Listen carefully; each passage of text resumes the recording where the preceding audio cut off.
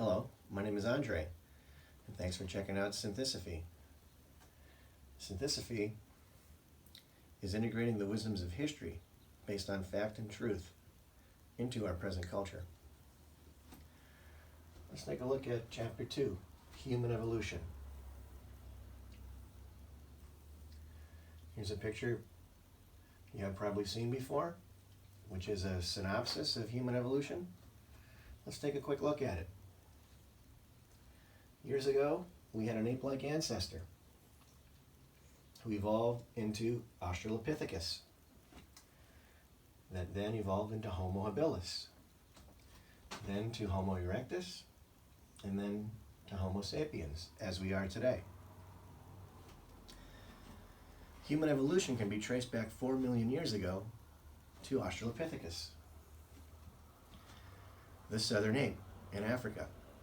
At that time, our ape-like ancestor had been spending much time in the trees of the forest and walking on the ground with all 4 limbs, kind of like chimpanzees today. With its terrain then turning into a savanna, as it is today, with few trees, some of these apes adapted by coming down from the trees and surviving on the ground. Once on the ground, it is thought that some apes might have started walking on 2 feet in order to increase their visual perception of their surroundings, specifically to be able to see over the tall grasses of the African savanna and avoid predators. Once walking on 2 feet, this freed the arms and hands, and the apes slowly learned that they could use their arms and hands for many previously unforeseen uses. Such uses might include setting up some sort of camp, gathering fruits, gathering vegetables and nuts in the savanna, and returning that to the camp. About 3 million years ago, some Australopithecus learned that they could use tools to make gathering easier, stones to dig and cut with, and perhaps animal hides to build shelter and carry their food back to camp. And with that, Homo habilis, the handyman, was born. These tools may have led to the use of similar stone tools for hunting prey, as in clubs and spears. These tools were perhaps the first permanent use of technology by human ancestors 3 million years ago, manipulating the environment for their own survival, and it has not stopped since, making humankind the dominant species on the earth. Homo habilis lived from 3 to 2 million years ago and evolved into Homo erectus.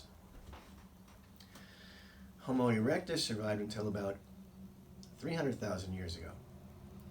Homo erectus left Africa through the Middle East and settled over much of Eurasia over this time period, evolving into additional human species such as Homo neanderthalis and Homo floresiensis. Homo erectus learned how to create and use fire, started cooking, and wearing clothes. They were also hunter-gatherers. Approximately 300,000 years ago, Homo erectus was still present in East Africa and evolved into Homo sapiens, or wise man. About 70,000 years ago, these Homo sapiens started a second wave of migration, spread out of Africa, and settled the entire rest of the world. By 45,000 BC, they had reached Australia, and 20,000 BC reached the Americas. Neanderthals went extinct about 30,000 years ago, and Homo floresiensis went extinct about 13,000 years ago, along with a couple of other hominid species, leaving Homo sapiens, us, as the only surviving human species. Now let's take a look at what we might consider modern evolution.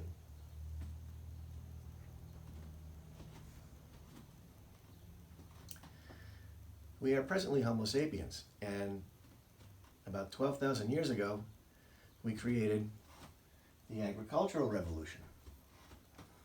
The agricultural revolution was the wide-scale transition of many human cultures from a lifestyle of hunting and gathering, also known as Paleolithic living, to one of agriculture and settlement, making possible increasing larger and denser populations.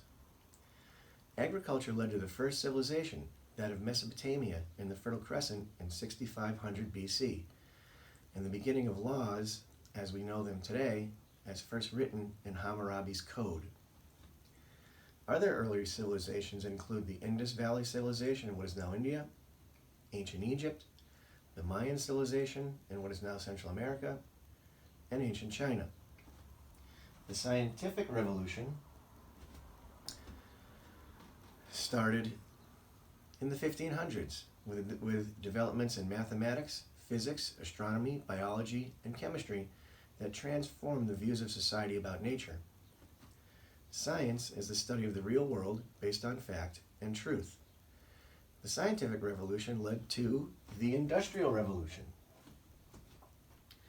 The Industrial Revolution was the transition to a new manufacturing process, starting in the period from about 1760 to sometime between 1820 and 1840, and progressed into the 1950s. This transition included going from hand production methods to machines, new chemical manufacturing and iron production processes, improved efficiency of water power, then increasing use of steam power, the development of machine tools, the rise of the assembly line, factories, automobiles, and the oil industry. We are now early in the digital revolution. The digital revolution started with the change from mechanical and analog electronic technology to digital electronics, which began anywhere from the late 1950s to the late 1970s. With the adoption and proliferation of digital computers and digital computing that has now impacted every field and most aspects of our lives. The term also refers to the sweeping societal changes brought about by digital communication technology during the last 10 years of the 20th century, which then gave rise to the internet and social media in the early 21st century and continue today. The digital revolution marks the beginning of the information age.